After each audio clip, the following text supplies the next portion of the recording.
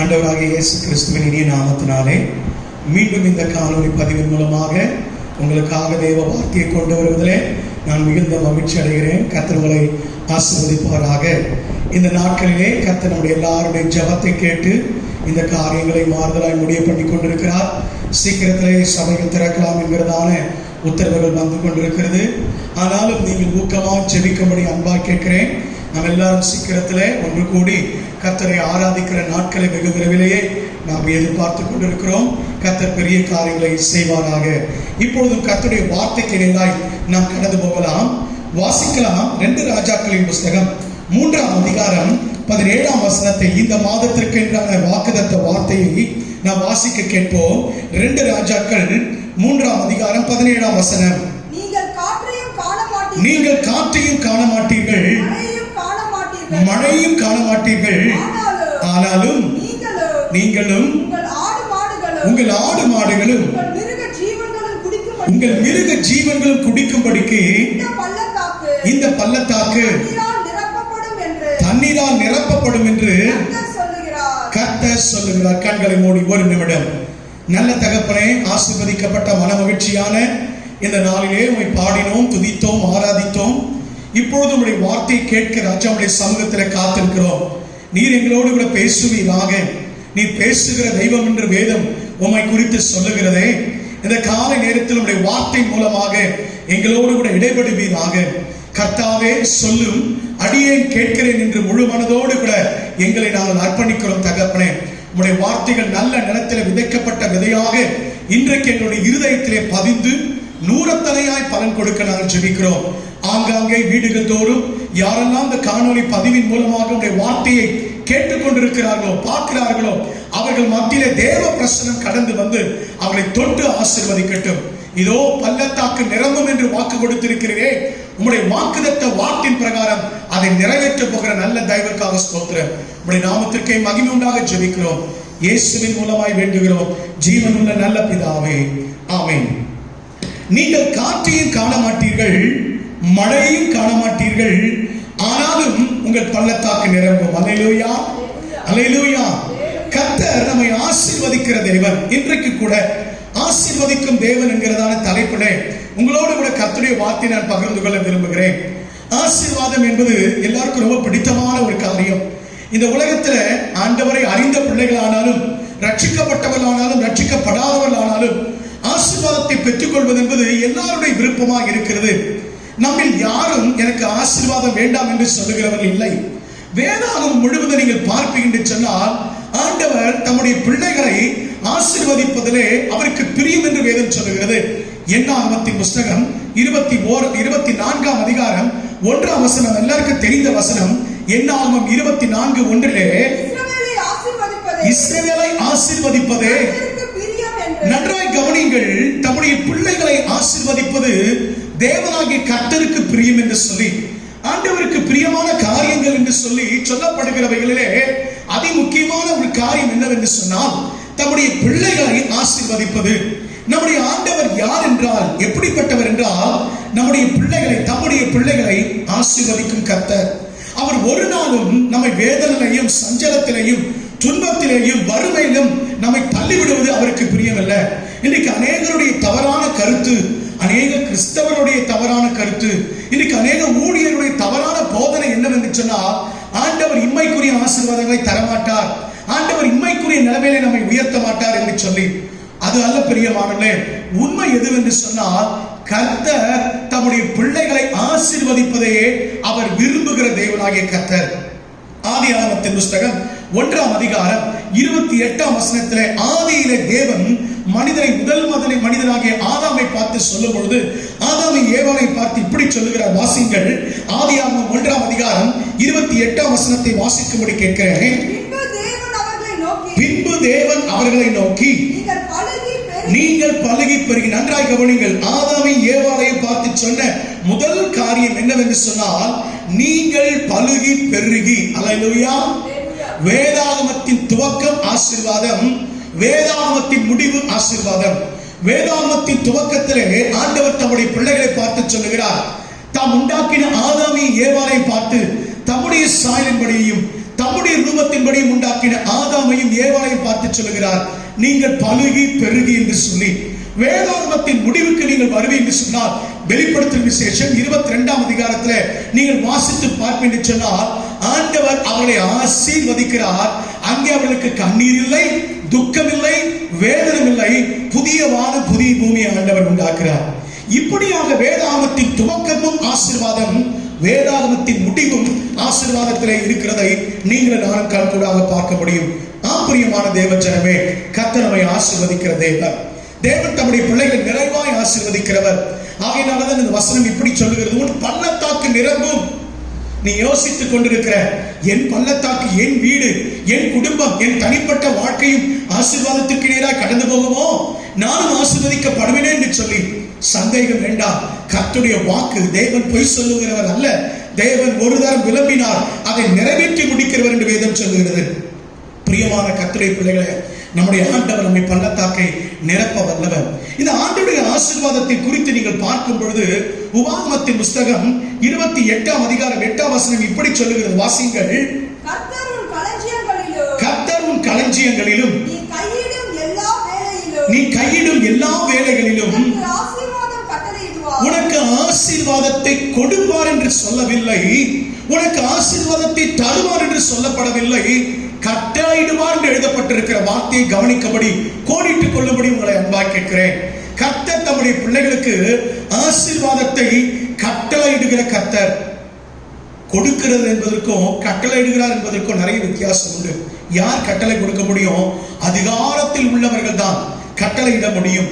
அதிகார தோரணையோடு ஒரு காரியத்தை செயல்படுத்த நினைக்கிறவர்கள் தான் கட்டளை கொடுக்க முடியும். பாருங்கள், நம்முடைய ஆண்டவர் ஏதோ நமக்கு இறங்கி ஏதோ தந்து கொஞ்சமாய் நமக்கு இறங்கி கொடுத்து போகிற தேவன் அல்ல. நம்முடைய ஆண்டவர் நமக்கு எப்படிப்பட்ட ஆசீர்வாதத்தை எந்த முறையில கொடுக்கிறான்னு சொன்னா, அவர் விரும்பி தம்முடைய இருதயத்தில் இருந்து நம்ம விருப்பத்தோடு அதை கட்டளையிட்டு கொடுக்கிறார். அல்லேலூயா.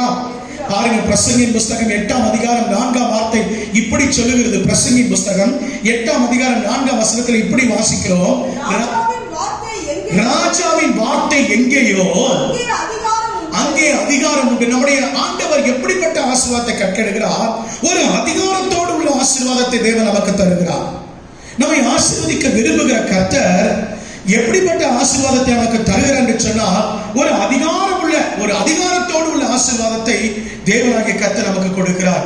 இதைதான் நீங்கள் நானும் என்னாகமத்தின் புஸ்தகம் 23ஆம் அதிகாரம் 20ஆம் வசனத்துல இந்த பீலேயாம் என்று சொல்லுகிற தீர்க்கதரிசியை பாலாக் என்பவன் தேவ ஜனங்களை சபிக்கும்படிக்கு கூலி கொடுத்து கொண்டு வருகிறார். ஆனால் கர்த்தர் பீலேயாமை சந்தித்தபடியினால், பீலேயாமுடைய கண்கள் திறக்கப்பட்டபடியினால் பீலேயாம் பாலாக்கை பார்த்து சொல்லுகிறான். அந்த வார்த்தை வாசிங்கள். என்னாகமத்தின் புஸ்தகம் 23ஆம் அதிகாரம் 20ஆவது வசனத்தை வாசிக்கும்படி அன்பாக கேட்கிறேன். இதோ ஆசீர்வதிக்கும்படிக்கு கட்டளை பெற்றேன். எப்படி பெற்றாராம்? ஆசீர்வதிக்கும்படிக்கு நான் கட்டளை பெற்றேன். நான் முன்பே சொன்னது போல நம்முடைய ஆண்டவர் ஆசீர்வதிக்கும்படிக்கு கட்டளை கொடுக்கிறார். இந்த பீலேயாம் பாலாக்கை பார்த்து சொல்லுகிறான், நான் ஆசீர்வதிக்கும்படிக்கு தான் கட்டளை பெற்றேனே ஒழிய அவளை சபிக்கும்படிக்கு அல்ல. ஏன் என்று சொன்னால், இஸ்ரவேலின் தேவனாகிய கர்த்தர் ஒருபோதும் தம்முடைய பிள்ளைகளை ஆசீர்வதிக்காமல் விடுகிறவர் அல்ல, சபிக்கிற தேவன் அல்ல. தம்முடைய பிள்ளைகளை எப்பொழுதும் ஆசீர்வதிக்கிற கர்த்தர் என்று பீலேயாம் இங்கே சொல்லுகிறதை பார்க்கிறோம்.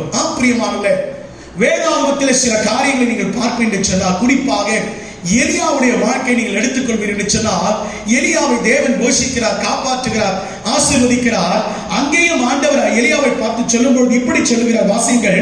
1 ராஜாக்களின் புஸ்தகம் 17ஆம் அதிகாரம் 4ஆம் வசனத்தையும் 9ஆம் வசனத்தை 2 வசனத்தையும் வாசிங்க. நீ போய் கேரித் ஆற்றங்கரையிலே ஒளித்துக் கொண்டு அந்த ஆற்றங்கரின் தண்ணீரை குடிப்பாய், அங்கே உன்னை போஷிக்க யாருக்கு கட்டளையிடுவேன் என்று சொல்கிறாரு? காகங்களுக்கு கட்டளையிடுவேன் என்று சொல்றார். நன்றாய் கவனிங்கள். தேவன் காகத்துக்கும் கட்டளையிடுகிறார். நம்மை ஆசீர்வதிக்க அவர் விருப்பம் கொள்வார் என்று சொன்னார், நம்மை ஆசீர்வதிக்க அவர் சித்த வைப்பார் என்று சொன்னார், தேவன் யாரை கொண்டு நம்மை ஆசீர்வதிப்பதற்கு போதுமானவர். அல்லேலூயா. பாருங்க, இங்கு கர்த்தர் ஒரு பறவைக்கு கட்டளையிட்டாராம் தன்னுடைய ஊழியக்காரனை போஷிக்கும்படிக்கு. பிரியமானவர்களே, கர்த்தர் கட்டளையிடுகிற தேவன்.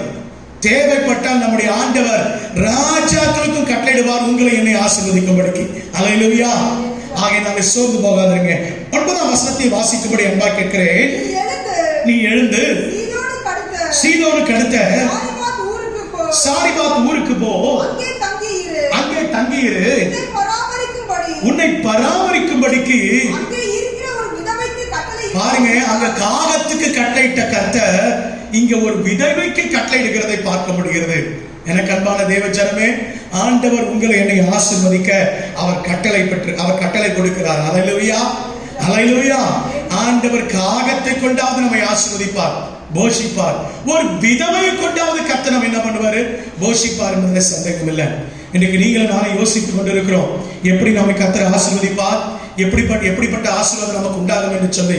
பிரியமான கர்த்தருடைய பிள்ளைகளே, நம்முடைய ஆண்டவர் யார் என்று சொன்னால், நியாயாதிபதிகள் 14:14 இப்படி சொல்லுகிறது, அவர் பட்சிக்கிறவரிடத்திலிருந்து பட்டணத்தை உண்டு பண்ணுகிறவர், பலவான்கள் கையிலிருந்து மதுரத்தை வர பண்ணுகிற கர்த்தர்.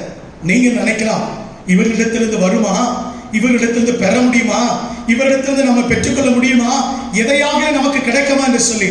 கர்த்தர் கட்டளை இடுவார் என்று சொன்னால் பலவான் கரத்திலிருந்தும் மதுரம் வரும், பட்சிக்கிறவரிடத்திலிருந்து உங்களுக்கு பட்சணம் வரும். எத்தனை பேர் விசுவாசிக்கிறீங்க?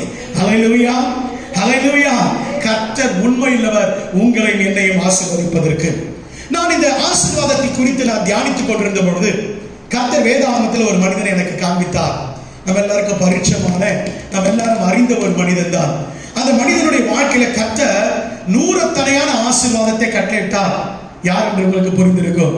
வாசிக்கலாம். ஆதியாகமத்தின் புஸ்தகம் 26ஆம் அதிகாரம் 12-13 வசனங்களை வாசிக்க கேட்போம். ஆதியாகமம் 26:12-13. ஈசாக்கு அந்த தேசத்தில் விதை விதைத்தான், கர்த்தர் அவனை ஆசீர்வதித்ததினால். குறித்துக் கொள்ளுங்க, கர்த்தர் அவனை ஆசீர்வதித்ததினால் அந்த வருஷத்திலே பஞ்ச காலத்தில், நன்றாக கவனிங்க, அந்த தேசத்திலே பஞ்ச தேசத்திலே அந்த காலத்திலே அவன் விதை விதைத்தான்.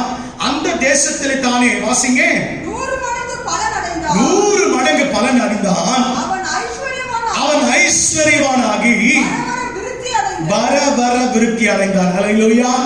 கர்த்தர் இங்கே ஒரு மனுஷனை ஆசீர்வதித்தார். எப்படிப்பட்ட ஆசீர்வாதம் தெரியுங்களா? எப்படிப்பட்ட ஆசீர்வாதம் தெரியுங்களா?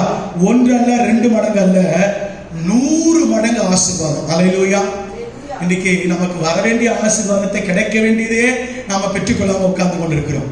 ஆனா நம்முடைய ஆண்டவர் யார் என்று சொன்னால், நம்மை 1 அல்ல 2 அல்ல 100 மடங்கு ஆசீர்வதிக்கிற கர்த்தர், 100 மடங்கு நம்மை பெருக செய்கிற தெய்வனாக கர்த்தர். யோபுடைய வாழ்க்கையில இரட்டத்தனையாய் கர்த்தர் கொடுத்தார். இன்னைக்கு உங்களுடைய வாழ்க்கையிலும் என்னுடைய வாழ்க்கையிலும் 100 ஆசீர்வதிப்பதற்கு அவர் போதுமானவர். இங்கு சில காரியங்களை நீங்கள் நானும் நன்றாய் புரிந்து கொள்ளணும். பாருங்க, கர்த்தர் அவனை ஆசீர்வதித்ததனால் என்று எழுதப்பட்டிருக்கிறது. அப்படி என்று சொன்னால், நம்முடைய பள்ளத்தாக்கு நிரம்பணும்னா அது ஒருவரால தான் முடியும், ஒருவரால தான் அதை செய்யணும்னு நம்ம அர்ப்பணிக்கிறோம், அது தேவனால் மாத்திரம். அல்லேலூயா. இன்றைக்கு ஆசீர்வாதம் 2 விதத்துல வருகிறது. ஒன்று கர்த்தரிடத்திலிருந்து வருகிறதான மெய்ப்பொருள், அல்லது அது உண்மையான ஆசீர்வாதம். இன்னொன்று உலகத்திலிருந்து வரக்கூடிய சாத்தான் இடத்திலிருந்து கிடைக்கக்கூடிய ஆசீர்வாதம். அது இம்மைக்குரியது, தற்காலிகமானது. நன்றாக கவனிங்க, நிரந்தரமான நித்திய பரிபூர்ண ஆசீர்வாதம் தேவனிடத்திலிருந்து உண்டாகிறது. அது நமக்கு வேண்டுமா, அல்லது அனித்தியமான பாவ சந்தோஷங்கள் நமக்கு வேண்டுமா? அதனாலதான் நீதிமொழிகளின் புஸ்தகம் 10ஆம் அதிகாரம் 22ஆம் வசனத்தில் சாலமோன் இப்படி எழுதுகிறார். நீதிமொழிகள் 10:22 வாசிங்க. கர்த்தரின் ஆசீர்வாதமே ஐஸ்வர்யத்தை தரும், அதனோடு ஒருபோதும் ஆண்டவர் வேதனை கூட்டார். நன்றா புரிந்து கொள்ளுங்க. 2 விதத்துல ஆசீர்வாதம் வந்து எனக்கு நல்லதானே, உலகமும் எனக்கு ஆசீர்வாதத்தை கொடுத்தா நல்லதானே, நான் சாத்தான் இடத்துல ஆசீர்வாதத்தை பெற்றுக்கொண்டா எனக்கு என்ன குறைச்சல் அப்படின்னு நீங்க கேட்கலாம். நல்லா கவனிங்க, கர்த்தரிடத்திலிருந்து வருகிற ஆசீர்வாதம் தான் உங்களை ஐஸ்வர்யவனாக மாற்றும், உங்களை பெரியவர்களாய் மாற்றுமே ஒழிய இந்த உலகத்திலிருந்து வருகிற ஆசீர்வாதம் நமக்கு துன்பத்தை கொடுக்கும் என்பதை மறந்து போகாதீங்க. இன்னைக்கு நிறைய பேர் அப்படிதான் உலகத்தின் பின்பாக சென்று உலகத்தின் ஆசீர்வாதத்தை பெற நினைத்து நம்ம துன்பத்திலே சிக்குண்டு, அப்படியே கால்கள் சிக்குண்டபடினாலே இன்றைக்கு தங்களை உருவ குத்தி கொண்டு வாழ்ந்து கொண்டிருக்கிறதை பார்க்க முடியும். எனக்கு அன்பான தேவ பிள்ளைகளே, கர்த்தர் உங்களை என்னை ஆசீர்வதிக்கிறார். அந்த ஆசீர்வாதத்தை பெற ஒப்பு கொடுப்போமா? இங்கு ஈசாக்கை கர்த்தர் ஆசீர்வாதத்தினால் அவன் 100 மடங்கு ஆசீர்வதித்தான், ஆசீர்வாதத்தை பெற்றான் என்று பார்க்கிறோம். அது மாத்திரமல்ல, வேதம் சொல்லுகிறது அவன் பலத்து வர வர விருத்தி அடைந்தான் என்று சொல்லப்பட்டிருக்கு. பிரியமானவர்களே, கர்த்தருடைய ஆசீர்வாதம் இந்த மாதம் உங்களுக்கு உண்டாகும். இரட்டத்தனையான ஆசீர்வாதத்தை கர்த்தர் தருவார். நீங்கள் வர வர விருத்தி அடை போறீங்க. எத்தனை பேர் விசுவாசிக்கிறீங்க? அல்லேலூயா. சோர்ந்து போகாதீங்க, முறுமுறுக்காதீங்க, சந்தேகப்படாதீங்க. கர்த்தருடைய வார்த்தையை ஆமென் என்று ஏற்றுக்கொள்ளி பாருங்க. கர்த்தர் நிச்சயம் செய்ய போதுமானவர். இந்த ஈசாக்குடைய வாழ்க்கையில 100 மடங்கு ஆசீர்வதிப்பதற்கு அவன் வாழ்க்கையில காணப்பட்ட ஒரு 3 காரியங்களை இந்த கால நேரத்தில் உங்க மத்தியில நான் வைக்க விரும்புகிறேன். ஒருவேளை நாம் எல்லாரும் அறிந்த காரியமாக இருக்கலாம், நாம் படித்துக் கொண்ட காரியமாக இருக்கலாம், இல்லது ஏற்கனவே நாம் செய்திகளை கேட்ட காரியமா இருக்கலாம். ஆனால் கர்த்தர் ஒரு புதிய விதத்தில் இன்றைக்கு நம்மோடு கூட இடைபடுவாராக. முதலாவது, 100 மடங்கு ஆசீர்வாதத்தை பெறுவதற்கு ஈசாக்குக்குள்ளே காணப்பட்ட முதல் காரியம் என்ன? வாசிக்கலாம். ஆதியாகமத்தின் புத்தகம் அதே 26ஆம் அதிகாரம் 1 முதல் 3 வசனங்களை வாசிக்கும்படி அன்பாக கேட்கிறேன். ஆபிரகாமின் நாட்களில் உண்டான பஞ்சத்தை அல்லாமல் பின்னும் ஒரு பஞ்சம் தேசத்திலே உண்டானது. அப்பொழுது ஈசாக்கு பெலிஸ்தியருக்கு ராஜாவாகிய அபிமெலேக்கு என்பவனிடத்திலே கேராவுக்கு போனான். நன்றாய் கவனிங்கள். பஞ்சம் வந்து விட்டது. தான் இருக்கிற அந்த பட்டணத்திலே பஞ்சம் வந்து விட்டது. அந்த பஞ்சத்திலிருந்து தப்பிப்பதற்காக அவன் எழுந்து புறப்பட்டு கேராருக்கு போனான். பெலிஸ்திய ராஜாவின் இடத்திலே, பெலிஸ்திய ராஜா ஆளுகை செய்கிற கேராருக்கு போனான். வாசிங்க.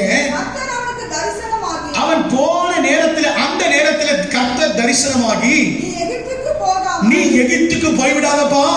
வாசிங்க. நான் உனக்கு சொல்லும் வரைக்கும், சொல்லும் தேசத்திலே குடியிரு என்று சொல்லுகிறார். நன்றாய் கவனிங்கள். ஆபிரகாமின் நாட்களில் உண்டான பஞ்சத்தை இல்லாமல் இன்னொரு பஞ்சம் உண்டாயிற்று. ஆபிரகாம் என்ன செய்தார்? இப்படிப்பட்ட பஞ்சம் வந்த பொழுது அவர் செய்த முதல் காரியம் எழுந்து எகிப்துக்கு போயிட்டார். அவருடைய மகனாகிய இந்த ஈசாக்குடைய நாட்களிலும் அதே போல ஒரு பஞ்சம் வருகிறது. ஈசாக்கும் புறப்பட்டு வெளியூருக்கு, இன்னொரு பட்டணத்துக்கு போகிறார், கேராருக்கு போகிறார். ஆண்டவர் பார்க்கிறாரு, இவன் எங்கே, தன்னுடைய மகன் எங்கே, தன்னை நம்பாதபடிக்கு எகிப்துக்கு போய்விட போகிறான் என்று சொல்லி ஆண்டவர் ஈசாக்குக்கு தரிசனத்தில், சொப்பனத்தில் இடைப்பட்டு சொல்லுகிறார், நீ எகிப்துக்கு போகக்கூடாது. திட்டமும் தெளிவாய் ஆண்டவர் அந்த இடத்துல பேசுகிறத நீங்கள் நானும் பார்க்க முடியும். நான் அடிக்கடி சொல்லுவேன், எகிப்து என்று சொன்னால் கர்த்தருக்கு விரோதமானது. எகிப்து என்று சொன்னால் அடிமைத்தனம் என்று பொருள். எகிப்து என்று சொன்னால் விக்கிரகம் என்று பொருள். அப்படிப்பட்ட இடத்திற்கு நீ சேர்ந்து நீ நம்பி அந்த இடத்திற்கு போய்விடாதபடிக்கு நான் காண்பிக்கிற தேசத்துல, நான் உனக்கு சொல்லும் இடத்துல நீ குடியிரு என்று சொல்லி ஆண்டவர் தரிசனத்தின் மூலமா ஈசாக்குக்கு ஆண்டவர் திருவுளம் பற்றுகிறார். ஈசாக்கு என்ன செய்தான்? 6ஆம் வசனத்தை வாசிக்கும்படி கேட்கிறேன். ஈசாக்கு கேராரிலே குடியிருந்தார். அல்லேலூயா. நல்ல கரங்களை உயர்த்தி அல்லேலூயா. முதலாவது, ஈசாக்கு தன்னுடைய வாழ்க்கையில 100 தடையான ஆசீர்வாதத்தை பெற்றுக் கொள்வதற்கு முதல் காரியம் என்னவென்று சொன்னால், கர்த்தருடைய வார்த்தைக்கு கீழ்ப்படிந்தான் என்று சொல்லி பார்க்கிறோம். தேவ வார்த்தைக்கு கீழ்ப்படிவதனால் உண்டாகிற ஆசீர்வாதம். எழுதிக் கொள்ளுங்கள். முதலாவது, கர்த்தருடைய வார்த்தைக்கு கீழ்ப்படிவதனால் உண்டாகிற ஆசீர்வாதம். இங்கு ஈசாக்கு இடத்துல காணப்பட்ட முதல் காரியம், கர்த்தருடைய வார்த்தைக்கு 100% தன்னை அர்ப்பணித்ததை பார்க்கிறோம். பிரியமானவர்களே, ஆண்டவர் சொல்லுகிறார், ஈசாக்கே, நீ உன் தகப்பன போல எகிப்துக்கு போயிடாது. அடிமைத்தனத்துக்குள்ள இப்பவே போய் மாட்டிக்காத. இது நான் வாக்குத்தத்தம் பண்ணப்பட்ட இடம் அல்ல. அது உனக்கு நான் சுதந்திரமாய் கொடுக்க போகிற இடம் அல்ல. கானானை தவிர்த்து நீ எங்கும் போகாதபடிக்கு நீ எச்சரிக்கையாயிரு என்று சொல்லி ஆண்டவர் ஈசாக்கிடத்துல சொல்லும் பொழுது, ஈசாக்கு அந்த வார்த்தைக்கு செவி கொடுத்து வேதம் சொல்லுகிறது, அந்த கேராரிலேயே குடியிருந்தான். அல்லேலூயா. சூழ்நிலை பஞ்சம், தன்னை சுற்றி இருக்கிற சூழ்நிலை நெருக்கம். இன்னைக்கு கொஞ்சம் யோசித்து பாருங்க. நம்மை சுற்றி இருக்கிற சூழ்நிலை சரியில்லைன்னு சொன்ன உடனே நம்ம எங்க ஓடலாம், எங்க போய் மறைந்து கொள்ளலாம், எங்க போய் நமக்கு தாவரமாய் தேடலாம் என்று சொல்லி இன்னைக்கு நம்ம அநேகத்தை நம்ம யோசிக்கிறோம். ஆனால் கர்த்தர் சொல்லுகிறார், என்னுடைய பிள்ளைகளை பறந்து காக்கும் பட்சிகளை போல நான் காப்பதற்கு போதுமானவர். அல்லேலூயா. பிரியமான கர்த்தருடைய பிள்ளைகளே, உங்கள் நம்பிக்கை உங்கள் உறவினர்களா இருக்கக்கூடாது. உங்கள் நம்பிக்கை நீங்கள் செய்கிற வேலையா இருக்கக்கூடாது. உங்கள் நம்பிக்கை உங்கள் வியாபாரமா இருக்கக்கூடாது. உங்கள் நம்பிக்கை ஏதோ ஒரு மனுஷன் பேர்ல இருக்கக்கூடாது. உங்கள் நம்பிக்கை கர்த்தரா இருக்கணும். ஈசாக்கு தன்னுடைய நம்பிக்கையை விசுவாசத்தை கர்த்தர் பேர்ல வைத்தான். விசுவாசத்தினாலே தேவ வார்த்தைக்கு கீழ்ப்படிந்ததனால தான் ஈசாக்கு 100 மடங்கு ஆசீர்வாதத்தை பெற்றுக் கொண்டார். இந்த கீழ்ப்படிதல் யார்கிட்ட இருந்து வந்தது? நன்றாக கவனிங்க. அவர் தகப்பனாகிய ஆபிரகாமிட்ட இருந்து அந்த கீழ்ப்படிதல் வந்தது. வாசித்து பாருங்களேன். ஆதியாகமத்தின் புத்தகம் 28ஆம் அதிகாரம் 18ஆம் வசனத்தை வாசிக்க கேட்போம். நீ என் சொல்லுக்கு கீழ்ப்படிந்த ஆபிரகாமை பார்த்து ஆண்டவர் சொல்லுகிறார், நீ என் சொல்லுக்கு கீழ்ப்படிந்தபடியினால் உன் சந்ததிக்குள் பூமியில் உள்ள சகல ஜாதிகளையும் ஆசீர்வதிக்கப்படுவார் என்று சொல்லி கர்த்தர் வாக்கு கொடுக்கிறார். எதனால? நீ என் சொல்லுக்கு கீழ்ப்படிந்தபடியினாலே. பிரியமானவர்களே, நாம் அடிக்கடி இந்த கீழ்ப்படிதலை குறித்து கேட்கிறோம். நாம் அடிக்கடி கீழ்ப்படிதலை குறித்து அநேக செய்திகளை கேட்கிறோம். கீழ்ப்படிதலை குறித்து அநேக வார்த்தைகளை நாம் கற்றுக்கொள்கிறோம். வேதாகமத்தில் கீழ்ப்படிதலை குறித்து அநேக வசனங்களை படிக்கிறோம். ஆனா 100% கீழ்ப்படிதல் நமக்குள்ளே இருக்குதா? கொஞ்சம் இப்பொழுது நீங்கள் இந்த காணொலியை, நீங்கள் இந்த செய்தியை கேட்டுக்கொண்டிருக்கிற இந்த நேரத்தில் தானே உங்களை நீங்கள் சற்று ஆராய்ந்து பாருங்க. கர்த்தர் உங்களுக்கு சொன்னதை நீங்கள் செய்திருக்கிறீர்களா? கர்த்தர் உங்களுக்கு சொன்னபடியெல்லாம் நீங்கள் கீழ்ப்படிந்து நடந்திருக்கிறீர்களா? நாம் இன்றைக்கு நினைக்கிறோம் சூழ்நிலைக்கு ஏற்றவாறு நடப்பது ஞானம் உள்ளது என்று சொல்லி. ஐயா, நாங்கள் ஞானமான நடந்து கொண்டோம். இப்படிப்பட்ட சூழ்நிலை வந்தது, இப்படிப்பட்ட சூழ்நிலை எங்களுக்கு வந்தபோது நாங்கள் ஞானவான்களாய் நடந்து கொண்டோம். உலகத்தின் ஞானம் தேவனுக்கு பைத்தியம் என்பதை மறக்காதீங்க. ஆண்டவர் மேல விசுவாசம் வைக்கிறவங்க கர்த்தருடைய வார்த்தைக்கு முற்றிலும் தங்களை அர்ப்பணிப்பார்கள். பாருங்க, அவன் கழுதைக்கு பின்பாக அலைந்து கொண்டிருந்த சவுலை ஆண்டவர் ராஜாவாக மாற்றினான். ஆனால் அவன் என்ன செய்தான் தெரியுமா? அவன் கர்த்தருக்கு கீழ்ப்படியாதபடிக்கு அவனுடைய வார்த்தையை புறந்தள்ளினான். உடனே சாமுவேல் மூலமாக சவுலுக்கு கர்த்தருடைய வார்த்தை உண்டாகிறது. வாசிங்க 1 சாமுவேல் 15ஆம் அதிகாரம் 22ஆம் வசனத்தை வாசிக்க கேட்போம். அதற்கு சாமுவேல் கர்த்தருடைய சத்தத்துக்கு கீழ்ப்படுகிறதை பார்க்கிலும் சர்வாங்க தகனங்களும் பலிகளும் கர்த்தருக்கு பிரியமாயிருக்குமோ? பலியை பார்க்கிலும் கீழ்ப்படிதலும் ஆட்டு கடாக்களின் நினத்தை பார்க்கிலும் செவி கொடுத்தலே உத்தமம். அல்லேலூயா. நல்ல கரங்களை வைத்து சொல்லும் அல்லேலூயா. ஆட்டு கடாக்களின் நினத்தை பார்க்கிலும் செவி கொடுத்தல் உத்தமம். கீழ்ப்படிதல் மேலானது.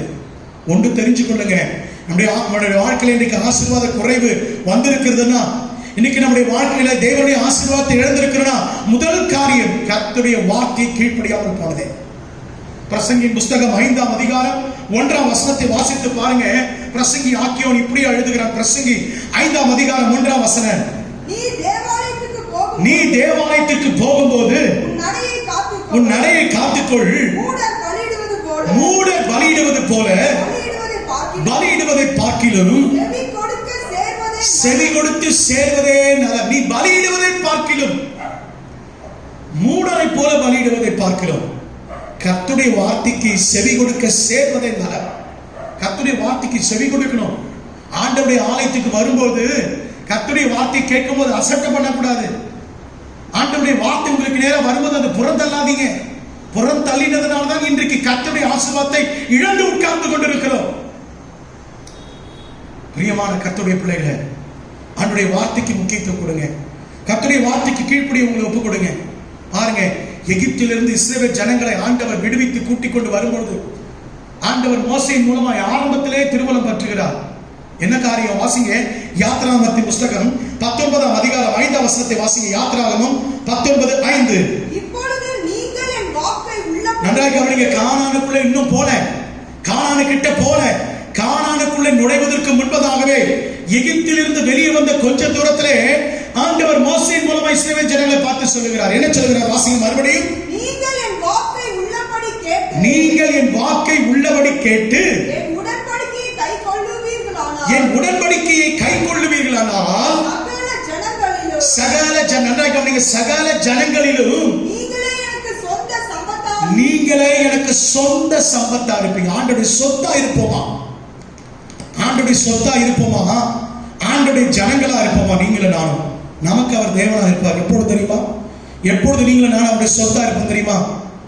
அவருடைய வார்த்தைக்கு உத்தமமாய் செவி கொடுக்கும் பொழுது, உண்மையாய் செவி கொடுக்கும் பொழுது, அறகுறையா செவி கொடுக்கும் போது அல்ல, பாதி மனநிலையோடு கூட செவி கொடுக்கும் பொழுது அல்ல, பாதி நிறைவேற்றி பாதி தள்ளிவிடும் பொழுது அல்ல, உண்மை மொத்தமாய் 100% செவி கொடுக்கும் பொழுது நீங்கள் நான் இந்த பூமியில எல்லாவற்றை பார்க்கிறோம் கர்த்தருக்கு சம்பத்தா இருப்போம். அல்லேலூயா. எத்தனை ஒரு பெரிய பாக்கியம் பாருங்க. ஆனால் இஸ்ரவேலர்கள் செவி கொடுக்காமல் போய்விட்டார்கள். வேதம் சொல்லுகிறது, அவர்களுடைய எல்லாருடைய காலை யோசுவாவை தவிர, அவர்கள் இருவரை தவிர எல்லாருடைய சவங்களும் வனாந்தரத்தில் விழுந்தது. அவர்கள் செத்து மடிந்தார்கள் என்று வேதம் சொல்லுகிறது. இந்த காலை நேரத்தில் எனக்கு அன்பான தேவ ஜனமே, கர்த்தருடைய வார்த்தைக்கு கீழ்ப்படிவோம். ஈசாக்கை போல கர்த்தருடைய வார்த்தைக்கு முழுவதும் கீழ்ப்படி ஒப்புக் கொடுப்போம். 100 தலையான ஆசீர்வாதத்தை தேவன் தருவதற்கு போதுமானவர். செவி கொடுக்காதபடி நம்முடைய தலை இன்றைக்கு துளுக்க வேண்டாம், நம்முடைய செவி இன்றைக்கு அடைத்துக் கொள்ள வேண்டாம். வேதம் சொல்லுகிறது, கர்த்தருடைய வார்த்தை கேளாதபடி தன் செவி அடைக்கிறவனுடைய ஜெபமும் கர்த்தருக்கு அருவருப்பானது என்று சொல்லி. பிரியமான தேவனுடைய பிள்ளைகளை, கர்த்தருடைய வார்த்தைக்கு கீழ்ப்படியுமா? வாசிங்க எரேமியாவின் புத்தகம் 7ஆம் அதிகாரம் 23ஆம் வசனத்தில் ஆண்டவர் மறுபடியும் திருவலம் பற்றுகிறார். வாசிங்க, என் வாக்குக்கு செவி கொடுங்கள், என் வார்த்தைக்கு செவி கொடுங்கள், அப்பொழுது நான் உங்கள் தேவனாய் இருப்பேன். அப்பொழுது நான் உங்கள் தேவனாய் இருப்பேன். நன்றாக கவனிங்கள், எப்பொழுது அவர் நம்முடைய தேவனாய் இருப்பார், அவர் எப்பொழுது நம்மை ஆசீர்வதிப்பார்? அவருடைய வாக்குக்கு செவி கொடுக்கும் போதுதான், அவருடைய வார்த்தைக்கு கீழ்ப்படியும் போதுதான். அதே நேரத்தில் அவருடைய வார்த்தைக்கு கீழ்ப்படியாத போது என்ன நடக்கும் தெரியுமா? எரேமியா 11ஆம் அதிகாரம் 4, 7, 8 இந்த 3 வசனங்களை குறித்துக் கொண்டு வாசிங்க. எரேமியா 11ஆம் அதிகாரம் 4ஆம் வசனத்தை வாசிங்க. நான் உங்கள் பிதாக்களை இருப்பு காலமாய் ஆகிய எகிப்து தேசத்திலிருந்து புறப்பட பண்ணின நாளிலே அவர்களுக்கு கற்பித்த இந்த உடன்படிக்கையின் வார்த்தைகளை, இந்த வார்த்தைகளை கேளாத மனுஷன் குறித்துக் கொள்ளுங்க. கேளாத மனுஷன் சபிக்கப்பட்டவன் என்று போதுமானது. 7, 8 வசனங்களை பிறகு வாசித்துக் கொள்ளுங்க. என் வார்த்தையை கேளாத எந்த மனுஷனும், இந்த கால நேரத்தில் கர்த்தருடைய வார்த்தை உங்களுக்கு நேரா வருது. கர்த்தருடைய வார்த்தையை கேளாத எந்த மனுஷனும் எந்த மனுஷியும், அவன் நான் சொல்லல, கர்த்தருடைய வார்த்தை சொல்லுது, அவன் சபிக்கப்பட்டவனாக இருப்பான். பிரியமான கர்த்தருடைய பிள்ளைகளை, ஈசாக்கை போல கர்த்தருடைய வார்த்தைக்கு கீழ்ப்படியுமா? பஞ்ச காலம்தான், நெருக்கமான காலம்தான், ஊரடங்கு காலம்தான், கையில வருமானம் இல்லாத நாட்கள் தான். இந்த நாட்களில் தான் கர்த்தர் யார் என்பதை நம்முடைய வாழ்க்கையில விளங்க பண்ண விரும்புகிறார். நீங்கள் அதை மறுதலிச்சிடாதீங்க, அதை புறந்தள்ளிடாதீங்க. கர்த்தருடைய அற்புதத்தை நீங்க தள்ளிவிடாதீங்க. கர்த்தர் அற்புதம் செய்வதற்கு இடம் கொடுத்து பாருங்க. அல்லேலூயா. இந்த ஊரடங்கு நாளில், இந்த நெருக்கத்தின் நாளில் கர்த்தர் தம்முடைய வல்லமையை உங்கள் வாழ்க்கையிலும் என் வாழ்க்கையிலும் விளங்க பண்ண விரும்புகிறார். அதற்கு இடம் கொடுப்போம். கர்த்தர் 100 தலையை ஆசீர்வதிப்பார். முதலாவது, ஈசாக்கு கர்த்தருடைய வார்த்தைக்கு கீழ்ப்படிந்தான். கீழ்ப்படிதனால் உண்டாகிற ஆசீர்வாதம். இரண்டாவது, ஈசாக்குடைய வாழ்க்கையில காணப்பட்ட இரண்டாவது ஒரு காரியம் வாசிக்கலாம். அதே ஆதியாகமத்தின் புத்தகம் 26ஆம் அதிகாரம் 12ஆம் வசனத்தை வாசித்த அந்த வசனத்தை மறுபடியும் வாசிங்க. ஆதியாகமம் 26:12. ஈசாக்கு அந்த தேசத்தில் போதுமானது. ஈசாக்கு அந்த தேசத்தில் விதை விதைத்தார். அல்லேலூயா. நல்ல சத்தமா அல்லேலூயா. இரண்டாவது, ஈசாக்கிடத்திலே காணப்பட்ட குணம் விசுவாச கிரியை காணப்பட்டது. அல்லேலூயா. இரண்டாவது, எப்பொழுது நம்முடைய வாழ்க்கையில் ஆசீர்வாதம் உண்டாகும்னா விசுவாச கிரியினாலே உண்டாகும் ஆசீர்வாதம். முதலாவது சொன்னேன், கீழ்ப்படிவதால் உண்டாகிற ஆசீர்வாதம். இரண்டாவது, நம்முடைய வாழ்க்கையில விசுவாச கிரியினால் உண்டாகிற ஆசீர்வாதம். ஈசாக்கு என்ன செய்தான் என்று சொன்னால், அந்த 1ஆம் வசனம் சொல்லுகிறது, பின்னும் ஒரு பஞ்சம் உண்டானது. அதை தொடர்ந்துதான் இந்த வசனம் வருது. பஞ்ச காலத்திலே அந்த கேராருலே ஈசாக்கு என்ன பண்ணான் தெரியுமா? விதை விதைத்தான். அல்லேலூயா. விதை விதைப்பது என்பது ஒரு கிரியை. தேசத்தில் சுற்றிலும் பஞ்சம், தேசத்தில் சுற்றிலும் ஒன்றுமில்ல, மழை இல்ல, காரியங்கள் சூழ்நிலைகள் சாதகமா இல்ல. ஆனால் ஈசாக்கு என்ன பண்ணா? விதை விதைத்தான். நன்றாய் கவனிங்க. இந்த விதைப்பது என்பது தேவன் நமக்கு கொடுத்த கட்டளை. ஆதியாகம புத்தகத்துல ஆண்டவர் ஏதேன் தோட்டத்திலிருந்து ஆதாமையும் ஏவாளையும் தள்ளி விடுகிறதை பார்க்கிறோம். ஏதேன் தோட்டத்தை அடைக்கும் முன்பு ஆதாமையும் ஏவாளையும் தள்ளி விடுகிறார். அன்னைய உலகத்துக்கு போய் பூமியிலே போய் வேர்வை சிந்தி சில சாபங்களை கொடுத்து சில தண்டனைகளை கொடுத்து அனுப்புகிறார். அது மாத்திரம் தான் நமக்கு அங்க தெரியுது. ஆனால் தேவன் அங்க மறைமுகமாய் செய்த இன்னொரு காரியம் என்ன தெரியுமா? ஆதாமுடைய கரத்துல என்ன கொடுத்தார் தெரியுமா? விதைக்கும்படிக்கு விதைகளை கொடுத்தார். அந்த இடத்துல ஒருவேளை நம்ம வாசிக்க முடியல அந்த இடத்துல. ஆனால் எப்படி இதை புரிந்து கொள்ளலாம் என்று சொன்னால், அவன் ஏதேன் தோட்டத்தை விட்டு வெளியே வந்து வேதம் சொல்லுகிறது அவன் விதைத்தான் என்று சொல்லி போடப்பட்டிருக்கிறது. அப்படின்னு சொன்ன ஆண்டவர் அவன் கரத்தில் எதை கொடுத்து அனுப்பிச்சாரு? விதைகளை கொடுத்து அனுப்பித்தார். விதைகளை கொடுத்து அனுப்பி வைத்தார். பிரியமான கர்த்தருடைய பிள்ளைகளே, ஈசாக்கு அந்த தேசத்திலே விதை விதைத்தான். அல்லேலூயா. தன்னுடைய சூழ்நிலையை கண்டோ, தனக்கு இருக்கிற நெருக்கத்தை கண்டோ, அவன் கிரியைகளை ஒரு நாள் விட்டு விடவில்லை. இன்னைக்கு அனைவருக்குள்ள விசுவாசம் இருக்கு, ஆண்டவர் ஆசீர்வதிப்பார்னு. ஆனா எதில காண்பிக்கிறது தெரியுமா? கிரியையில காண்பிக்கிறது இல்லை. வேதம் சொல்லுகிறது, விசுவாசத்தினாலே மாத்திரமல்ல, விசுவாசத்தினாலே கூடிய கிரியையினால தான் ஒரு தேவ மனுஷன் பிழைப்பான். அல்லேலூயா. ரட்சிக்கப்படுவார் என்று வேதம் சொல்லுகிறது. அருமையான கர்த்தருடைய பிள்ளைகளே, ஈசாக்கு விதை விதைத்தான் என்று சொல்லி பார்க்கிறோம். சொல்லுகிறவர் கர்த்தர், விதையை தருகிறவர் தேவன். அதை விலை செய்யாமல் விட்டு விடுவாரா? நம்முடைய வாழ்க்கையில் அநேக நேரத்தில் பயப்படுகிறோம். இந்த நேரத்தில் நான் விதைக்க முடியுமா? இந்த நேரத்தில் கிரியில நற்கிரியை காண்பிக்க முடியுமா? இந்த நேரத்தில் நான் இதை செய்ய முடியுமான்னு ஒன்னே ஒன்று சொல்றேன். விதைக்க சொல்லுகிறவர் ஆண்டவர், விதையை உங்களுடைய கரத்தில் என்னுடைய கரத்தில் கொடுக்கிறவர் ஆண்டவர். அப்படிப்பட்ட தேவன் விலையை செய்வோம், அவரால் முடியும். அல்லேலூயா. வாசிக்கலாம். இதை தான் அப்போஸ்தலனாகிய பவுல் சொல்லும்போது 1 கொரிந்தியர் 3ஆம் அதிகாரம் 6ஆம் வசனத்தில் இப்படி எழுதுகிறார். வாசிங்க. 1 கொரிந்தியர் 3:6. நான் நட்டேன், அப்போலோ நீர் பாய்ச்சினார். யார் விளைய செய்கிறது? தேவனே விளைய செய்கிறார். ஒன்று புரிந்து கொள்ளுங்க, தேவன் விளைய செய்யணும்னா நட வேண்டியது அவசியம், நீர் பாய்ச்ச வேண்டியது அவசியம். கிரியை இல்லாவிட்டா கர்த்தராலே ஆசீர்வாதத்தை நமக்கு கொடுக்க முடியாது.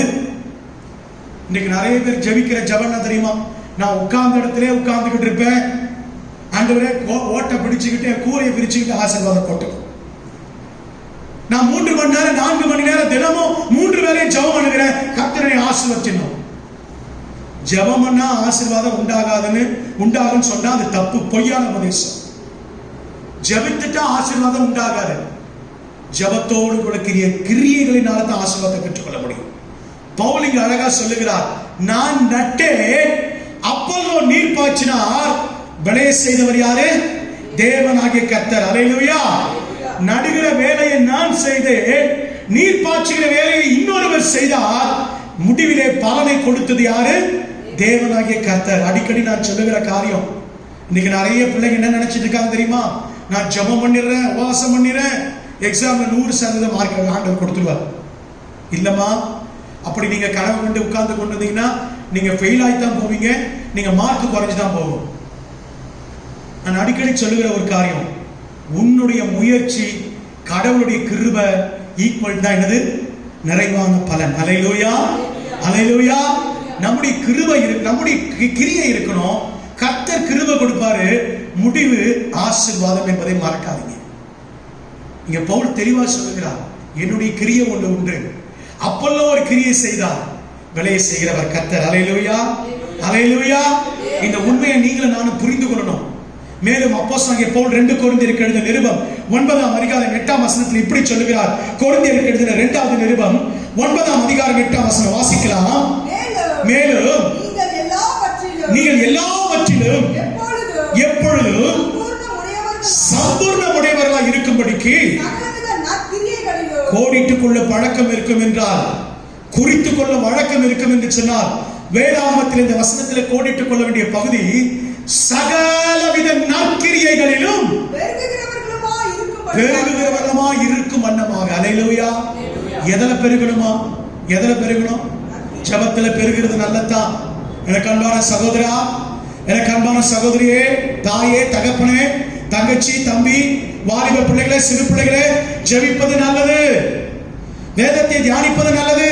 கூடவே சகலவித நற்கிரியைகளிலும் பெருகணும். சமநில கிறிஸ்தவரை நம்முடைய வாழ்க்கையில வாழ கத்துக்கிடணும். ஒரு பக்கத்துல மாத்திரம் உயர்ந்துகிட்டு போயிட்டு அடுத்த பக்கத்தை விட்டுறக்கூடாது. அன்னைக்கு விசுவாசிக்கிட்ட இருக்கிற பிரச்சனை அதுதான். ஒன்று ஓடுனா முந்தி ஓடி போய் நின்றுட்டு இருப்பாங்க, எல்லாத்தையும் கிரியெல்லாம் விட்டுட்டு. இல்லாட்டி கிரியை நடப்பிப்பாங்க, தேவனை தேடுகிறதும் ஜெபிக்கிறத விட்டுடுவாங்க. அப்படி இருக்கக்கூடாது. நீங்கள நான் அப்படி இருக்கக்கூடாது. எனக்கு அன்பான தேவ பிள்ளைகளை, நம்முடைய வாழ்க்கையில சமநில கிறிஸ்தவர்களா இருக்கணும். சகலவித நற்கிரியைகளில் பெருக வேண்டும். அப்படி நற்கிரியை உண்டானால்தான், அப்படி நற்கிரியை உண்டாகும் போது தான் கர்த்தருடைய ஆசீர்வாதம் நமக்கு உண்டாகும். அப்படி நற்கிரியை நம்ம செய்து நினைச்சுங்களேன், விதையை விதைக்கிற நற்கிரியை, விதைக்கிற கிரியையை நமக்கு உண்டானா அப்போஸ்தலனாகிய பவுல் சொல்கிற 2 கொரிந்தியர் 9ஆம் அதிகாரம் 10ஆம் வசனத்தை வாசிச்சு பாருங்க. 2 கொரிந்தியர் 9:10. விதைக்கிறவனுக்கு விதை. யாருக்கு விதையை கொடுப்பாரு? யாருக்கு விதையை கொடுப்பாரு? சும்மா வீட்டுல உட்கார்ந்து விதையை கொடுக்க மாட்டார். நான் ஜெபம் பண்ணுவேன், ஆண்டவரை ஆசீர்வதிச்சிட்டு நான் இருக்கிற இடத்துல உட்கார்ந்துட்டு இருப்பேன். நான் ஒரு வேலையை செய்ய மாட்டேன், ஒரு காரியத்தை முயற்சி எடுக்க மாட்டேன். கர்த்தரை ஆசீர்வதிக்கணும்னு சொன்னீங்கன்னா உங்களை போல என்ன போல முட்டாள் வேற யாரும் இல்லை, பரிதவிக்கப்பட்டவங்க யாரும் இல்லை, கைவிடப்பட்டவங்க யாரும் இல்லை, ஏமாறம் அடைய போறவங்க நீங்க வேற யாரும் இல்லை. வேதம் சொல்கிறது, விதைக்கிறவனுக்கு விதையும் புசிக்கிறதுக்கு ஆகாரத்தை கொடுக்கிறவர் உங்களுக்கு விதையை அளித்து அதை பெருக பண்ணி உங்கள் நீதியின் விளைச்சலை வர்த்திக்க பண்ணுவார். கரங்களை தெளிவே சொல்லுவார், அல்லேலூயா. எப்பொழுது நீதியின் விளைச்சலை அதிகரிக்க செய்வார்?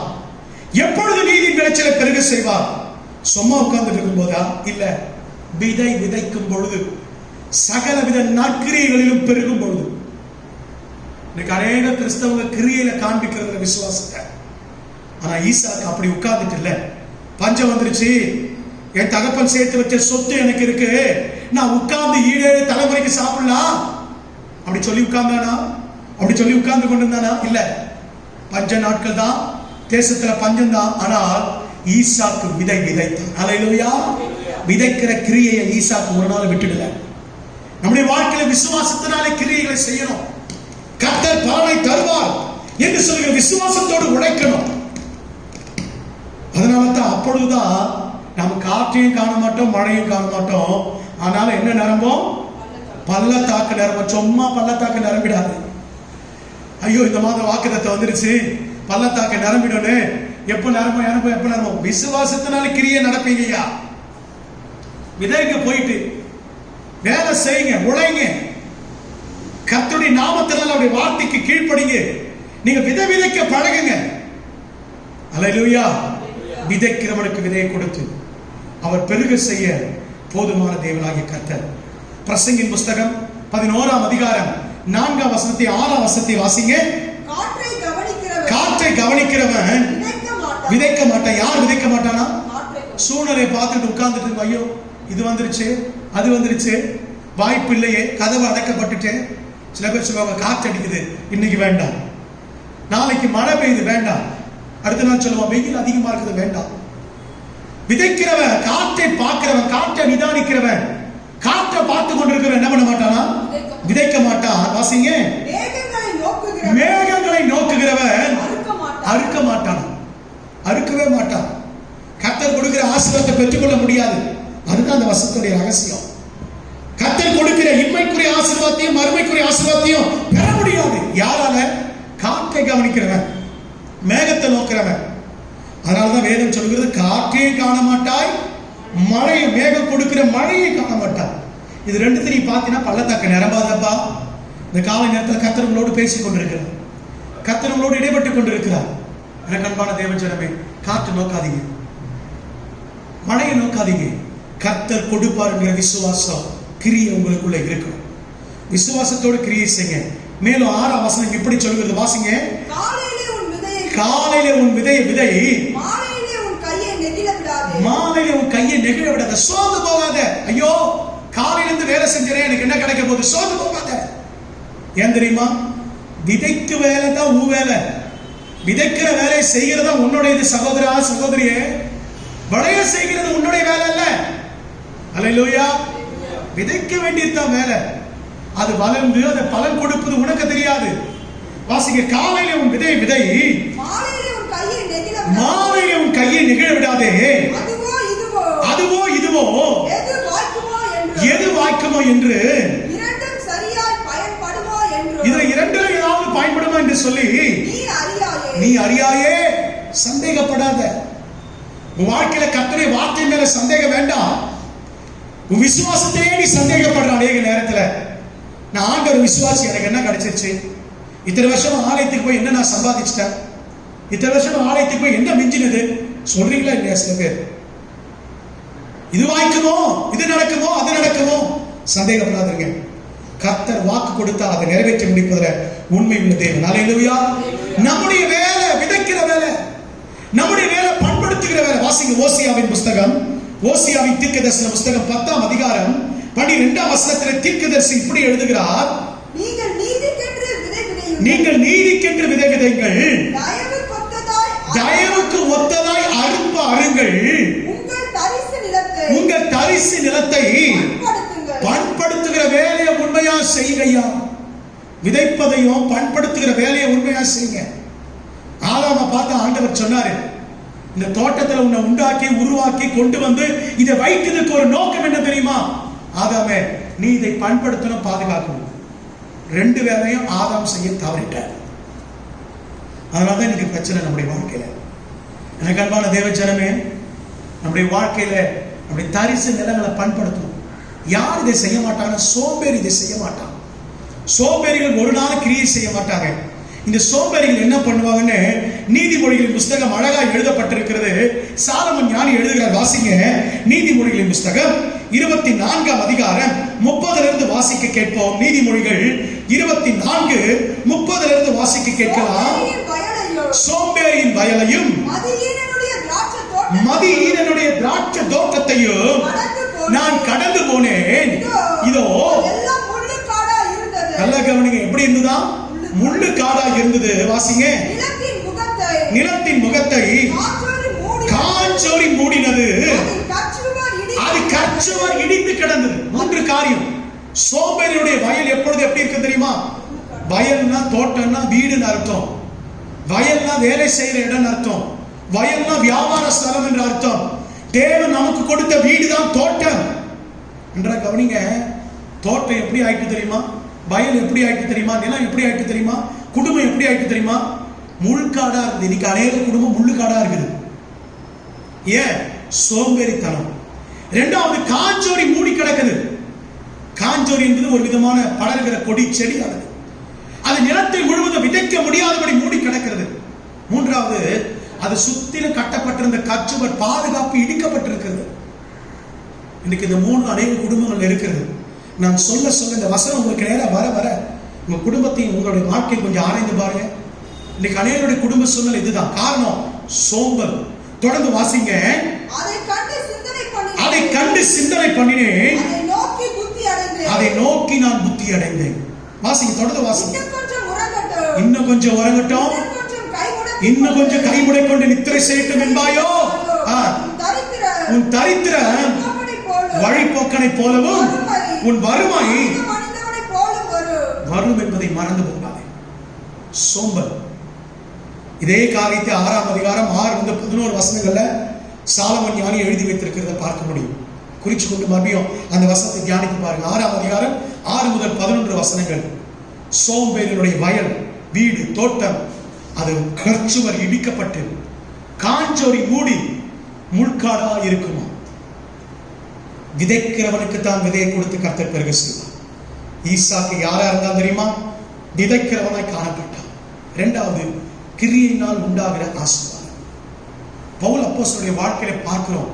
அவருடைய அனுபவத்தை வாசிக்க நேரங்களை நான் சொல்லுகிறேன், நீங்கள் குறித்துக் கொண்டு வீட்டுக்குள்ள வாசிச்சு பாருங்க. 2 தெசலோனிக்கேயர் 3ஆம் அதிகாரம் 7-12 வசனங்களை நீங்கள் நேரம் கிடைக்கும் என்றுச்சுன்னா வீடுகள் இருக்கும்போது வாசித்து பாருங்க. 2 தெசலோனிக்கேயர் 3ஆம் அதிகாரம் 7-12 வசனங்களை அவர் சொல்லுகிறார். நான் யாரிடத்துல அநியாயமா சாப்பிட்டதில்லை, யாருடைய பொருளை அநியாயமா நான் பெற்றுக்கொண்டல.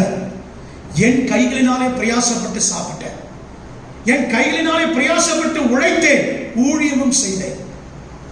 பிரியமான கர்த்தருடைய பிள்ளைகளை, விதைக்கிறவனுக்கு கர்த்தர் ஆசீர்வாதத்தை தருவார். பிரசங்கி 9:10 இப்படி சொல்லுகிறது, உன் கைக்கு நேரிடும்படி உனக்கு கிடைக்கிற காரியத்தை உன் வேலையை முழு பலத்தோடு செய், பலனை கர்த்தர் தருவார். அல்லேலூயா.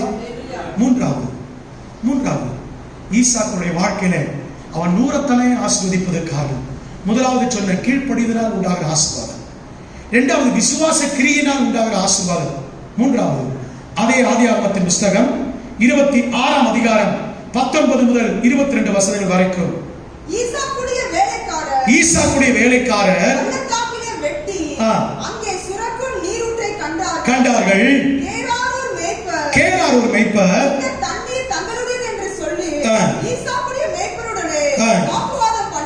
வாக்குவாதம் பண்ணினார்கள்.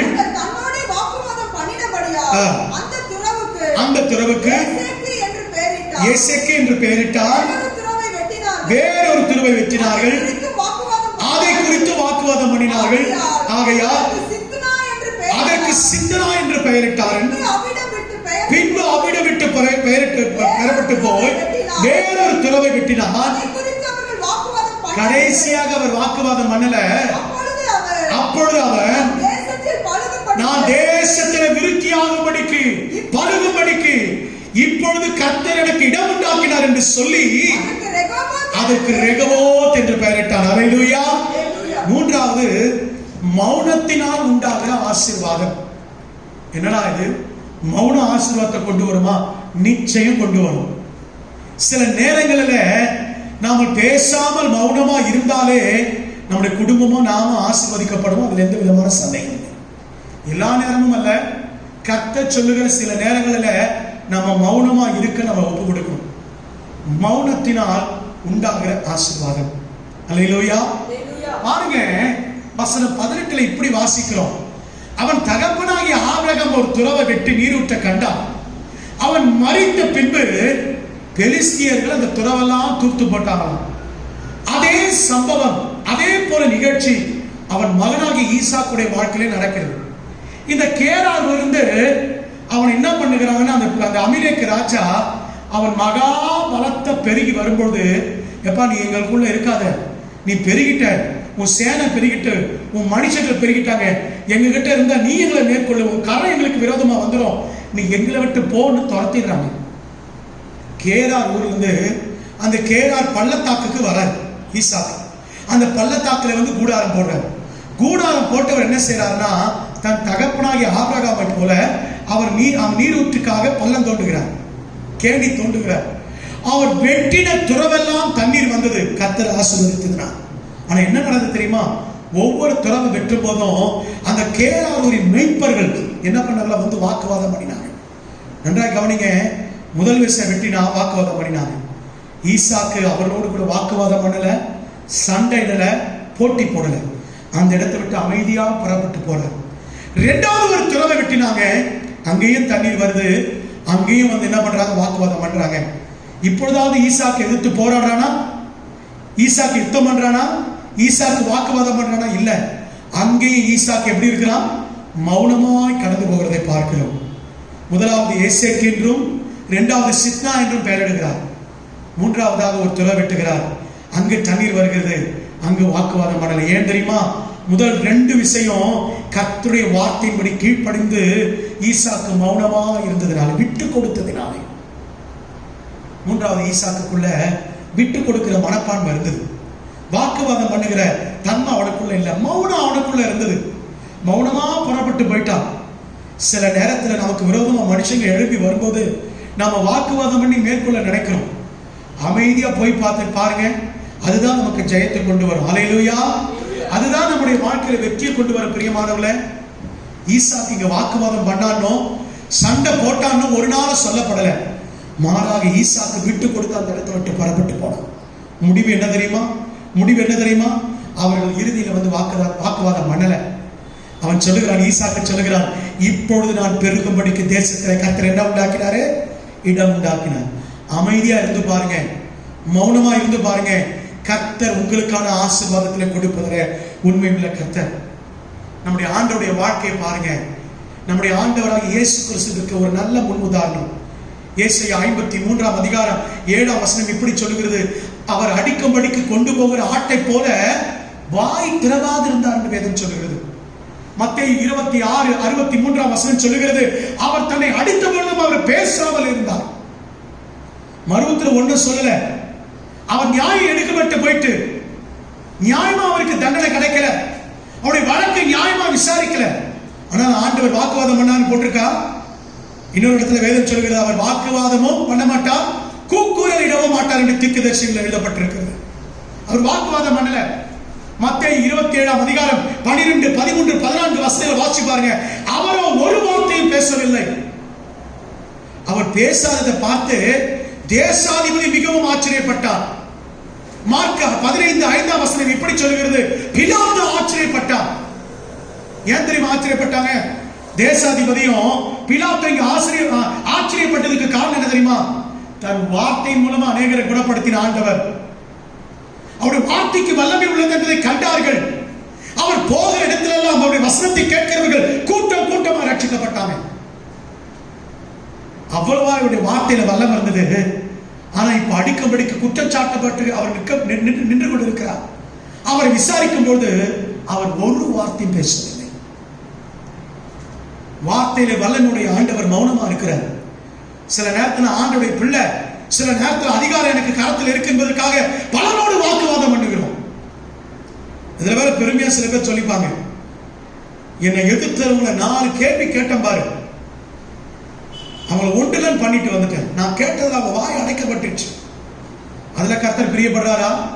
நீ வாக்குவாதம் பண்ணுறதுல கர்த்தர் பிரியப்படுறாரா? என் அருமை சகோதரியே சகோதரா, உன் நாவை அடக்க கற்றுக்கொள். உன் வார்த்தையை நீ குறைவாய் பேச கற்றுக்கொள். சில நேரத்தில் நீ மௌனமா இருக்கணும். அதுதான் கர்த்தருடைய விருப்பம். உன் வாழ்க்கையில நீ ஆசீர்வாதத்தை இழந்து போவதற்கு காரணங்கள் ஒன்று, நீ அதிகமா பேசுறதுனாலதான், வாக்குவாதம் பண்ணதுனாலதான், எதிர்த்து நின்றதுனால தான். எதிர்த்து நிற்காதே. உன் வார்த்தைகள் குறைவாக இருக்கட்டும். மௌனமா இருக்க கற்றுக்கொள்ளுங்க. ஆண்டவராகிய இயேசு கிறிஸ்து வாழ்க்கையில பிரதானமான காரியமா இது காணப்பட்டது. பேச வேண்டிய இடத்துல தவிர அவர் அதிகமா பேசல. பிலாத்துடைய அரண்மனையில தான் குற்றம் சாட்டப்பட்டு நிற்கையில அவர் பேசாமல் இருந்தார் என்று வேதம் சொல்கிறது. 1 பேதுரு 2ஆம் அதிகாரம் 23, 22, 23 வசனங்கள் இப்படி சொல்லப்படுகிறது. அவர் பதிலுக்கு பதில் வையாமலும் பயமுறுத்தாமலும் தன்னை ஒப்புவித்தார் என்று பேதுரு எழுதுகிறார். ஏன்னா பேதுரு தான் கூடவே நின்று பார்த்தார் என்ன நடக்குதுன்னு. அவர் வயலுக்குள்ள போய் பதிலுக்கு வயல.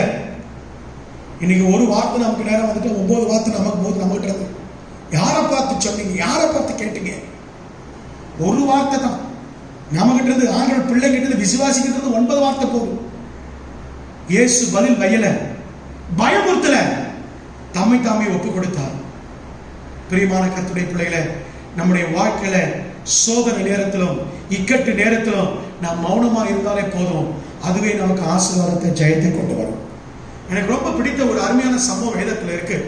நான் அநேக முறை சபையில சொல்லியிருக்கேன், செய்தியில சொல்லியிருக்கேன். சாமுவேல் மூலமாய் கர்த்தர் முதல் ராஜாவாகிய சவுலை தெரிந்தெடுத்தார். அந்த சவுலை ராஜாவா அபிஷேகம் பண்ணிட்டார். இன்னும் ராஜாவா மாறல, அபிஷேகம் பண்ணப்பட்டான். அபிஷேகம் பண்ணப்பட்ட உடனே சாமுவேல் இஸ்ரவேல் ஜனங்கள் மத்தியில் கொண்டு வந்து நிறுத்தி அவனை ராஜாவை பிரகடனப்படுத்துறார். அப்பொழுது பேலியாளின் மக்கள் சில பேர் என்ன செஞ்சாங்க தெரியுமா? வாசிங்க 1 சாமுவேல் 10ஆம் அதிகாரம் 26, 27 வசனங்களை வாசிக்க கேட்போம். வீட்டுக்கு போனான். எவர்கள் மனதை ஏவினாரோ அவர்கள் எல்லாரும் சாவலோடு இணைந்து கொண்டார்கள். நன்றாக கவனிங்க. ஆனாலும் சில நேரத்தில் பேலியாளின் மக்கள் நம்மளை ஏசுகிறதுக்கே இருப்பாங்க. ஊழியக்காரனை குறை சொல்றதுக்குன்னு, குற்றப்படுத்தும்படிக்குன்னு, உங்களை என்னை குற்றப்படுத்தும்படிக்குன்னு சில ஆட்கள் இருக்கும் நம்மை சுற்றிலும். சில ஆட்கள் இருப்பாங்க, பேலியாளின் பிள்ளைகள் இருப்பாங்க. நீங்க என்ன செய்தாலும் உங்களுக்கு குற்றம் கண்டுபிடிப்பாங்க. நீங்க நன்மை செய்து பாருங்க, அதுக்கும் குற்றம் கண்டுபிடிப்பாங்க. பேலியாளின் மக்கள் நம்மை சுற்றிலும் எப்பொழுதுமே இருந்து கொண்டே இருப்பாங்க. பேலியாளின் மக்கள் சிலர் என்ன செய்தாங்க? வாசிங்க. இவனா நம்மை ரட்சிக்க போகிறவன் என்று சொல்லி அவனுக்கு காணிக்கை கொண்டு வராமல் அவனை அசட்டை பண்ணினாங்க. அவனோ குறித்து கொள்ளுங்க காது கேளாதவன் போல ராஜாவை அபிஷேகம் பண்ணப்பட்டு விட்டான். ஒருவேளை இப்பொழுது எழுப்பி பேலியாளின் தலையை கொய்து இருந்தா, தலையை வெட்டி போட்டிருந்தா சாமுவேல் கேட்டிருக்க மாட்டாரு. ஆண்டவரும் என்ன பண்ணிருக்க மாட்டார், கேட்டிருக்க மாட்டார். பேலியாளி மக்களை கொண்டு இருந்தா. ஆனா சவுல் என்ன பண்ணா தெரியுமா? சவுல் கிட்ட இருந்தா எனக்கு ரொம்ப பிடித்த ஒரு காரணம் தெரியுமா? காது கேளாதவன் போல இருந்து விட்டான். வாக்குவாதம் வர சில நேரத்துல காது கேட்காத கூட செவிடுக போல நமக்கு இருக்கணும். சில நேரத்துல சொன்னா சொல்லி போட்டோம், கேட்டா கேட்டு போட்டோம். அப்படி இருந்து பாருங்க, நமக்கு ஆசீர்வாதம் உண்டாகும். பிறகு நடக்கிற சம்பவத்தை சொல்ற அதே அதிகாரத்துல பிறகு வாசிச்சு பாருங்க. இப்பொழுது ராஜாவா அபிஷேகம் பண்ணப்பட்ட ராஜாவா உயர்த்தப்படுறான். உயர்த்தப்பட்ட உடனே எந்த பேலியாளின் பிள்ளைகள் இவனா ராஜா என்று கேலி பண்ணார்களோ, அசட்டை பண்ணார்களோ, அவர்கள் வந்து சவுலின் கால்களிலே விழுகிறார்கள். எனக்கு அன்பான தேவ ஜனமே, சில நேரத்தில் மௌனமும் நம்முடைய வாழ்க்கையில ஆசீர்வாதத்தை உண்டாக்கும். பாருங்க, ஈசாக்குடைய வாழ்க்கையில அவனை கேளார் வந்து துரத்தி விட்ட அதே அமீவிலேக்கு இன்னொரு ராஜாவை கூட்டிக் கொண்டு 26ஆம் அதிகாரம் 26ஆம் வசனத்திலிருந்து 29ஆம் வசனம் வரைக்கும் வாசிச்சு பாருங்க. அவனிடத்துல போய் பள்ளத்தாக்கின் இடத்துல அவனிடத்துல போய் உடன்படிக்கை செய்து கொள்ளும்படிக்கு போறாங்க. ஈசாக்கு கேட்கிறான், என்ன அங்கிருந்து துரத்துனீங்களே, இப்ப ஏன் என்கிட்ட வரீங்க? நான் மௌனமாய் வாக்குவாதம் பண்ணாம தானே வந்தேன், நீங்க இடத்துல சண்டை போட வரீங்களான்னு கேட்கும் போது அப்பொழுது அமலேக்கு ராஜா சொல்றான், ஐயோ இல்ல கர்த்தர் உங்க கூட இருக்கிறார் நான் அறிந்து வாசிக்க நேரம் இல்லை. அது 26ஆம் அதிகாரம் 26 29 வரைக்கும் நீங்க வாசிச்சு பாருங்க. எந்த அபிமெலேக்கு துரத்தினானோ அதே அபிமெலேக்கு ஓடி வந்து ஈசாக்கிடத்துல மன்னிப்பு கேட்டு இப்பொழுது சொல்ற, என் கூட உடன்படிக்கை பண்ணிக்கிறியா? ஏன் நான் கர்த்தர் கூட இருக்கிறேன். யார் விட்டு கொடுக்கிறாங்களோ, யார் மௌனமா இருக்கிறாங்களோ, யார் வாக்குவாதம் பண்ணா இருக்காங்களோ அவங்க கூட கர்த்தர் இருப்பார். அல்லேலூயா, அல்லேலூயா. மூன்றாவது, ஈசாக்கு கிட்ட மௌனம், வாக்குவாதம் பண்ணுகிற குணம் இல்லை. வாக்குவாதம் பண்ண நேரத்துல அமைதியா இருந்தான். ஒரு வசனத்தை மாத்திரம் நான் சொல்லி முடிக்க விரும்புகிறேன். ஒருவனுடைய வழி கர்த்தருக்கு பிரியமா இருந்தால் அவன் சத்துருக்களையும் அவனோட ஒப்புரவாகும்படி கர்த்தர் செய்வார். அல்லேலூயா. எனக்கு அன்பான தேவ ஜனமே, உன் பள்ளத்தாக்கு நிரம்பணுமா? ஈசாக்கு 100 மடங்கு ஆசீர்வாதத்துக்கு போல நீ ஆசீர்வாதம் பெறணுமா? 3 காரியம். கர்த்தருடைய சொல்லுக்கு கீழ்ப்படி, கர்த்தருடைய வார்த்தைக்கு கீழ்ப்படி. கர்த்தருடைய வார்த்தைக்கு கீழ்ப்படுகிறதால் ஆசீர்வாதம் உண்டு. 2வது, உன் கிரிய விசுவாச கிரியினால உனக்கு ஆசீர்வாதம் உண்டாகும். 3வது, நீ மௌனமா இருக்க கற்றுக்கொள், வாக்குவாதம் பண்ணாத. கர்த்தர் ஈசாக்கை ஆசீர்வதித்தது போல 100 மடங்கு உன்னை ஆசீர்வதிக்க அவர் போதுமானவர். நாம் இருக்கிற கண்களை மூடி, எல்லாரும் கண்களை மூடி, அப்படியே முழங்கால் படியிட முடிந்தவர்கள் முழங்கால் படிட்டு, நல்ல தகப்பனே, ஆசீர்வதிக்கப்பட்ட மனமகிழ்ச்சியான நல்ல காலை நேரத்தில் எங்களோடு பேசின நல்ல வார்த்தைகளுக்காக ஸ்தோத்திரம். உங்களுடைய வார்த்தைகள் எங்களுக்கு நேராக வந்ததப்பா. இதோ என் பள்ளத்தாக்கு நிரம்ப உங்களுடைய வார்த்தைக்கு நான் கீழ்ப்படிவேன். கரங்களை உயர்த்தி ஒப்புக் கொடுப்போமா? எல்லாரும் கரங்களை உயர்த்தி உங்களுடைய வார்த்தைக்கு கீழ்ப்படிவேன். என் கிரியை நான் விட்டுவிடாமல் எல்லா விதத்திலும் நற்கிரியிலே பெருக, விசுவாசத்தினாலே நற்கிரியிலே பெருக ஒப்புக் கொடுக்கிறேன். 3வது, என் நியாயம் எடுபட்டு போகிற நேரத்துல எல்லாம் நான் யாரோட வாக்குவாதம் பண்ண மாட்டேன்ப்பா, சண்டை போட மாட்டேன், வையிறவங்களுக்கு நான் பதில் வைய மாட்டேன், என்னை கோபப்படுத்துறவங்களை நான் பயமுறுத்த மாட்டேன், என்னை பலவந்தம் பண்ணுகிறவர்களுக்கு நான் என்னை ஒப்புக் கொடுப்பேன். இந்த வார்த்தையின்படி வாழ்வேன் என்று ஒப்புக் கொடுப்போமா? நல்ல தகப்பனே, இந்த வார்த்தைகளை கேட்ட ஒவ்வொருவரையும் ஆசீர்வதி. இந்த 6வது மாதம் நீர் கொடுத்த வாக்குத்தத்த வார்த்தை ஆம் என்றும் ஆமென் என்றும் பிள்ளைகளுடைய வாழ்க்கை நிறைவேற போகிறதுக்காக ஸ்தோத்திரம். காற்றை அல்ல, மழை அல்ல, பள்ளத்தாக்கு நிரம்ப போகிறது. நன்றி ராஜா. இந்த வாரத்தில் பிறந்த நாள், திருமண நாள் காண்கிறவர்களை ஆசீர்வதியும். ஆண்டவர், இந்த வாரம் முழுவதும் பிள்ளைகளை பாதுகாத்துக் கொள்ளும். கர்த்தருக்கு சுத்தமான ஆலயங்கள் திறக்கப்பட்டு சீக்கிரத்திலே நாங்கள் கூடி சேர்ந்து ஆராதிக்க ஒருவர் ஆண்டவர் முகம் பார்க்க கர்த்தர் கிருபை தாரும். பொருளாதார நெருக்கடியோடு வாழ்ந்து கொண்டிருக்கிற பிள்ளைகளுக்கு இதோ திறந்த வாசலை வைக்கும்படிக்காக ஜெபிக்கிறேன். ஆண்டவர், நிறைவான ஆசீர்வாதம் 100 மடங்கு பலனை இந்த மாதத்தில் தரணும். உடைய பிள்ளைகள் இந்த மாதத்தின் இறுதிக்குள்ள ஆலயத்தில் நின்று சாட்சி சொல்லும்படிக்கு நிறைவான பலனை தாங்க. துதி கன மகிமை ஆவியும் ஒருவருக்கே செலுத்தி ஜெபிக்கிறேன். மீட்பெரும் இரட்சகருமாகிய இயேசு கிறிஸ்துவின் ஈடு இணையற்ற நாமத்தில் ஜெபிக்கிறேன் ஜீவனுள்ள நல்ல பிதாவே, ஆமென், ஆமென். சேர்ந்து சொல்லுவோம். என் ஆத்துமாவே கர்த்தரை ஸ்தோத்திரி, என் முழு உள்ளமையுடைய பரிசுத்த நாமத்தை ஸ்தோத்திரி. என் ஆத்துமாவே கர்த்தரை ஸ்தோத்திரி, கர்த்தர் செய்த சகல உபகாரங்களை மறவாதே. ஆமென். நம்முடைய கர்த்தராகிய இயேசு கிறிஸ்துவின் கிருபையும் பிதாவாகிய தேவனுடைய அன்பும் பரிசுத்த ஆவியானவருடைய அன்பின் ஐக்கிய சமாதானம் வழிநடத்த சொந்தமும் வேலை இப்பொழுதும் எப்பொழுதும் சதா காலம் நம் அனைவரோடும் கிறிஸ்து மத்திய ஆலயத்தில் வந்து சபை எடுத்துக் கொள்ளப்படுகிற நாள் வரைக்கும் இருப்பதாக. ஆமென், ஆமென். God bless you. கர்த்தர் உங்களை ஆசீர்வதிப்பார். ஆமென்.